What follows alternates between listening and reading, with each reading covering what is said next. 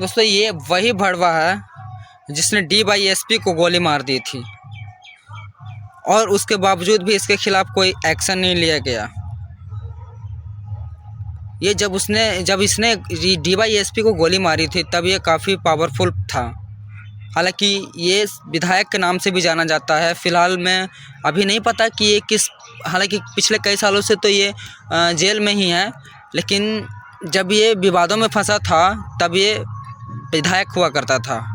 दोस्तों इस भड़वे के नाम बहुत बुरी केसेस हैं जो कि हमारे देश के संविधान कानून ऐसे लोगों को बख्शती नहीं है, लेकिन पता नहीं हमारे देश के अंदर जो करप्ट लोग बैठे हुए हैं जिनके अंदर दया दृष्टि कहते हैं ना कुछ है ही नहीं, तभी ये भड़वा आज पता है आपको कि इस कुलदीप सिंह सेंगर को हाई कोर्ट ने बाइज्जत बरी कर दी है सिर्फ 15 लाख रुपए का जुर्माने देकर। तुम चाहे रेप करो, मर्डर करो, कुछ भी करो, सिर्फ 15 लाख रुपए का जुगाड़ कर लेना, तुम्हें कोई सजा नहीं होगी। क्योंकि आज हमारे हाई कोर्ट ने बीजेपी के एमएलए कुलदीप सिंह सेंगर की उम्र कैद की सजा कैंसिल कर दी और उसको बेल दे दी। तुम्हें पता है कुलदीप सिंह सेंगर कौन है? इसने एक नाबालिग बच्ची को किडनैप किया, उसका रेप किया।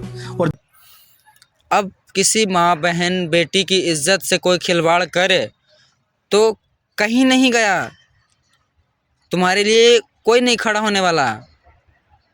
तुम्हारी माँ बहन, हमारी माँ बहन बेटियों की इज्जत सिर्फ 15 लाख में।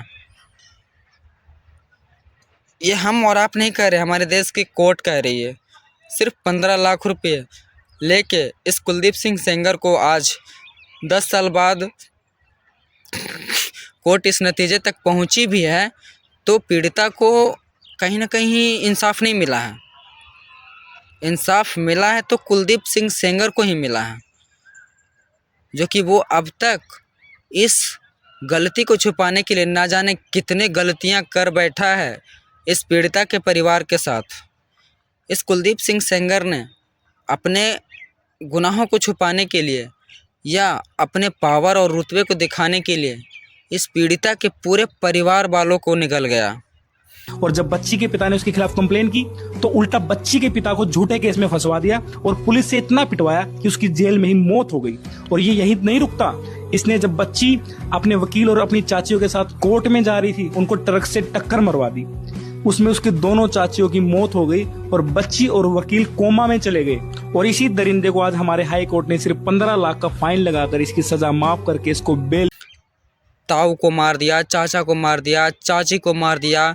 जितना आसानी से मैं कह रहा हूँ उतना आप अगर फील कर पाओ तो अच्छी बात है, लेकिन ये बिल्कुल फिल्मी दुनिया वाला कहानी जैसा लग रहा है।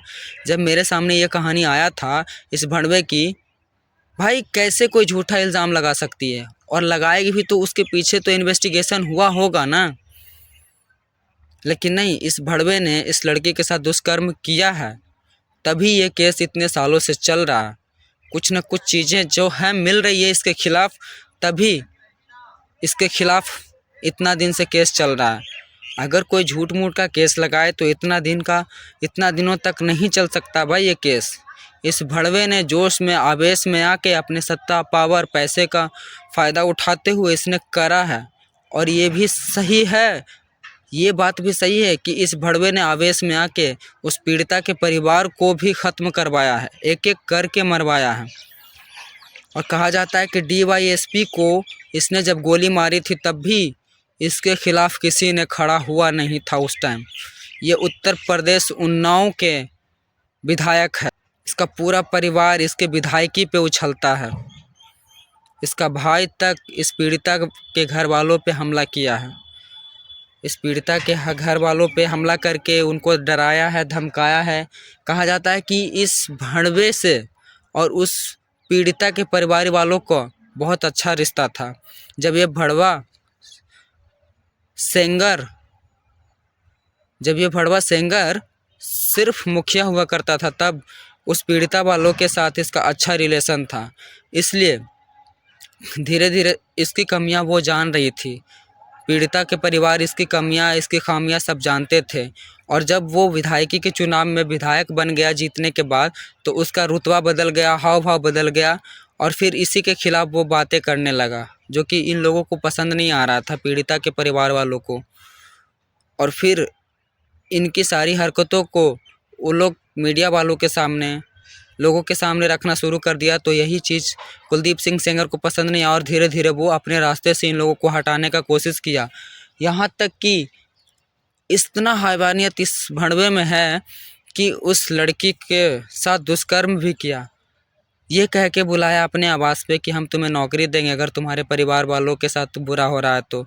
और ये परिवार वालों के साथ बुरा करने वाला भी यही कुलदीप सिंह सेंगर था।